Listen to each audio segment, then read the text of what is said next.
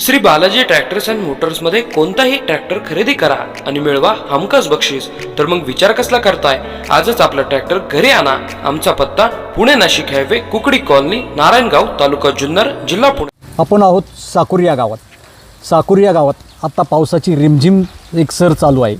रिमझिम पाऊस पडत आहे. पावसाळा आला की जी घरं कुठंतरी कालबाह्य ठरलेली असतात, जुनी काळ्यात भेंडाच्या मातीची किंवा ज्या घरांचं स्ट्रक्चर ऑडिट झालं नसेल अशी घरं पडायला सुरुवात होतात. असंच एक घर आता या साकुरी गावात पडले.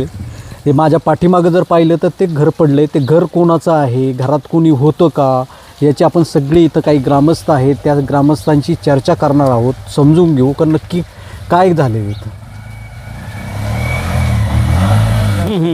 आता त्या घरातली लोक कुठं राहतात? काय मळ्यात राहतात?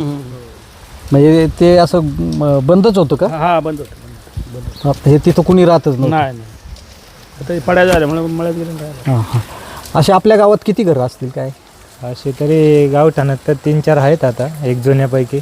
बाकी मग असं एवढं काही सर्वे नाही केला आपण गावातला. बाकी आता इथे समोर इथे समोर आहे, हे पण पडलेलं आहे समोरचं पण. हां हां. हे पाठीमागचं जुनंच आहे. पण अशा घरांनी राहतात का लोक का कुठं मळ्यात राहते? नाही, ज्याने त्याने आपले जिकडे सोय होईल तिकडे. असं एकही घर नाही का ज्या घरात माणसं राहतात आणि ते घर पडायला झाले? काही घर नाही तर लोक राहतात असं. फक्त इथं शेजारी एक कोंबड्याचं दुकान होतं, ते पण आपल्या ज्याला जशी सोय होईल आपल्या शेतीकडे घर बांधून राहायला लागले. जुने घर आता म्हणल्यावर काही कवर राहणार लोक, पडणार ना जुने घर म्हणल्यावर. ते भीतीने मळ्यात निघेल लोक ना आता. म्हणजे जुनी घरं होती भेंडाची, ती आता बदल कुठेतरी शेतीवाडी चांगली घरं बांधलीत आणि तिकडे राहायला गेली. पण आता म्हणून ती घरं आता निर्मोषक जी माणसंच नाही राहत ती घरं पडायला झाली असं. दादा तुम्ही काय सांगाल? पावसापाणी लोक गावात आले होते बसत असतात, पण ते पडल्यामुळं आज सकाळी लोक बाहेर पडाले. हा, म्हणजे जी आपली गावातली जी लोक सकाळी संध्याकाळी जमायची ती अशा मोकळ्या घरांनी बसायची. गावात आले होते, पाऊस बिऊस आल्यावर गाडी थांबत होती. तिथे एक पंक्चर दुकान होतं. हां हां. ते पडल्यामुळे ते गेलं मळ्यात. हां हां. खरं तर जी जुनी घरं होती ती घरं अलीकडच्या काळात म्हणजे पडायला लागली. असं ज्यावेळेस घरं जुनी झाली त्यावेळेस ग्रामस्थांनी शेतीवाडीत घरं बांधली, बंगले बांधले आहे आणि ती तिथं राहायला गेली.